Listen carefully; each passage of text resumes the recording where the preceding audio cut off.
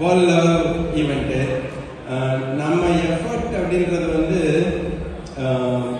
பசங்களுக்கு வந்து மேபி ரொம்ப சின்னதாக இருக்கும், கம்மியாக இருக்கும் அவங்க பண்ணது.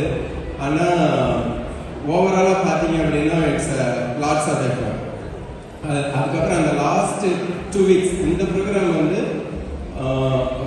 கின்னஸ் ரெக்கார்டு என்ன அப்படின்னாக்கும், அவங்க எழுதின புத்தகத்தையே அதே ஆசிரியர்கள் தொடர்ச்சியாக எவ்வளோ பேர் படிக்கிறாங்க அப்படின்றதான் வந்து ரெக்கார்டு. ஸோ நம்ம 122 மாணவர்கள் படித்தாங்க. அது வந்து அட்லாண்டாவில் இருக்க 2 ஸ்கூலு, அப்புறம் மேரிலாண்டில் இருக்க ஒரு ஸ்கூலு, நார்த் கரோலினாவில் இருக்க ஒரு ஸ்கூலு, அப்புறம் நம்ம ஸ்கூல். ஸோ எல்லா ஸ்கூலும் சேர்ந்து பண்ணது. நம்ம ஸ்கூலில் இருந்து 8 பேர் போனாங்க. இனியவன் செந்தில் ராஜேஷ். இனியவன் வந்து திருக்குறள் பற்றி புத்தகம் எழுதினார். இங்கே வர இந்த 8 பேருமே வந்து அவங்களா புத்தகம் எழுதியிருக்காங்க. அவங்களா புத்தகம் எழுதி அதை பப்ளிஷ் பண்ணி, ஐ திங்க் நம்ம 2 வருஷத்துக்கு முன்னாடி வந்து 3 பேர் பப்ளிஷ் பண்ண புக்கை வந்து இதே மேடையில் தான் பண்ணோம், ஜேடிஎம் ஃபங்க்ஷனில். மற்ற பப்ளிஷிங்லாம் நம்மளால் இட நேரமின்மை காரணமாக அதெல்லாம் பண்ணலை. அதெல்லாம் அதுக்கப்புறம் வரிசையாக அப்படியே எழுதினாங்க. ஸோ இனியவன் ஒரு ஜேடிஎம் தமிழ் பள்ளியிலேருந்து அச்சீவ்மெண்ட் சர்டிஃபிகேட்டும், ஆக்சுவலாக கின்னஸ் ரெக்கார்டில் தனியாக சர்டிஃபிகேட் கொடுத்தாங்க. அதான் நீங்கள் நம்ம லைவ் பொங்கலில் ஞான சம்பந்தம் ஐயா கையால் எல்லாத்துக்கும் சர்டிஃபிகேட் கொடுக்குறோம். இது வந்து பள்ளிக்கூடத்தில் இருந்து கொடுக்குறது. ஓகேங்களா?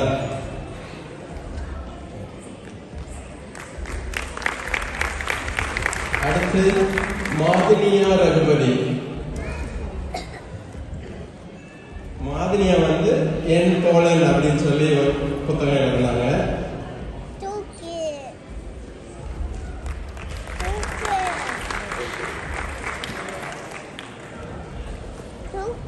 நல்லாவே கை தட்டலாங்க. அடுத்து சஞ்சய் ராஜேஷ். சஞ்சய் ராஜேஷ் வந்து லெகோவின் வரலாறு அப்படின்னு சொல்லி லெகோ பற்றி புத்தகம் எழுதினாரு. ஸோ நீங்கள் அந்த புத்தகம் படிச்சுட்டே வச்சுங்க, நிறைய விஷயங்கள் உங்களுக்கு லெகோ பற்றி தெரியாததான் நிறைய தெரிஞ்சுப்பீங்க. அவர் முழு கதையும் எழுதியிருந்தார். ஆரம்பத்துலேருந்து எப்படி ஆரம்பிச்சாங்க, என்ன பண்ணாங்க அப்படின்னு சொல்லி.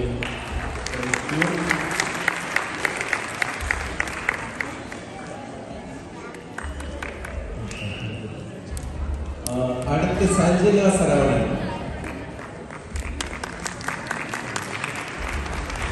சஞ்சனா வந்து தீபாவளி பற்றி புத்தகம் எழுதினாங்க.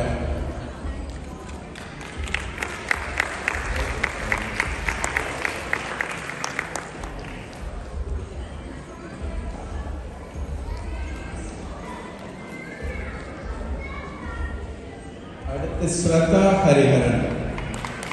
இவங்க புத்தகம் வந்து மரம் வளர்க்குறது பற்றி ஒரு சோஷியல் அவேர்னஸ் புத்தகம் வச்சுக்கோங்களேன். டெஃபினட்டாக படிச்சிங்க அப்படின்னாலும் அடுத்த நாளே உங்கள் வீட்டில் போய் ஒரு மரம் வைக்கணும் அப்படின்னு சொல்லி ஒரு ஆசை வரும். அந்த மாதிரி ரொம்ப நல்லா எழுதியிருந்தாங்க புத்தகம்.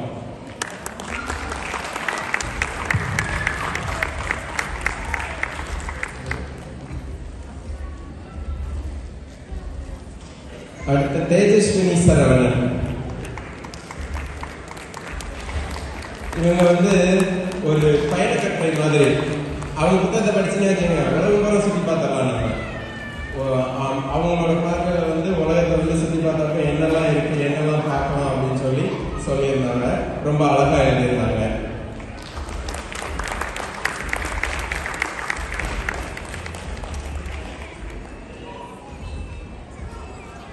அடுத்து சர்வமங்களா ராஜகோபாலன். இவங்க வந்து ஒரு வாழ்க்கை கதை எழுதியிருந்தாங்க. அவங்க ஊரில் இருக்க ஒரு மாம்பழம் விற்கிற பாட்டி பற்றி.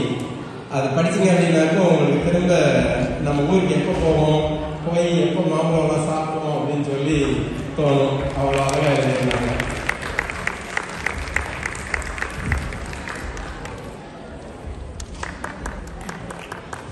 அதுக்கப்புறம் 8வது ஆள் நானுங்க. நான் வந்து எப்பவும் போல தமிழ் பள்ளிக்கூடம் பற்றி தான் எழுதியிருந்தேன். ஸோ படிச்சிங்கன்னாக்கும் நம்ம எக்ஸ்பீரியன்ஸ் தான் இருக்கும் அதில். அதுக்கப்புறம் இவங்க எல்லாரையும் ஒருங்கிணைச்சு எப்போ எதை படிக்கணும், எழுதுறது வந்து சரியாக எழுதுறாங்களா தப்பாக எழுதுறாங்களா, என்ன ஸ்பெல்லிங் மிஸ்டேக்கு, பக்கம்லாம் கரெக்டாக இருக்கா அப்படின்னு சொல்லி இவங்கள்ட்ட கோஆர்டினேட் பண்ணுறது. அப்புறம் மெயின் ஆர்கனைசேஷன் அட்லாண்ட் அவங்களோட கோஆர்டினேட் பண்ணுறது. அந்த மாதிரி எல்லாம் பண்ணது வந்து சுஜி கோச்.